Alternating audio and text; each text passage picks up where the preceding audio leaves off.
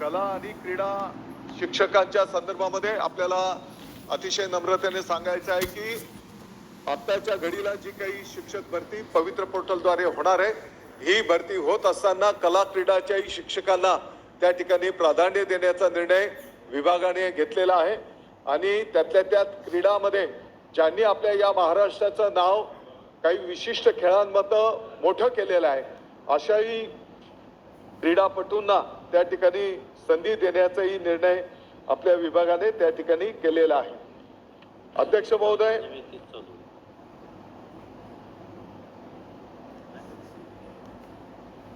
10,000 लवकरच पवित्र पोर्टलद्वारे शिक्षकांची भरती त्या ठिकाणी होते आहे आणि अतिशय गुणवत्तापूर्ण क्वालिटी असलेले शिक्षक आपल्याला संपूर्ण राज्यामध्ये त्या ठिकाणी मिळतील।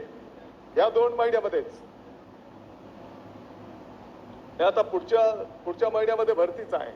आता पवित्र पोर्टलवर नोंदणी त्या ठिकाणी प्रगतीपथावर आहे आणि अतिशय चांगले शिक्षक आपल्याला त्या ठिकाणी उपलब्ध आहेत।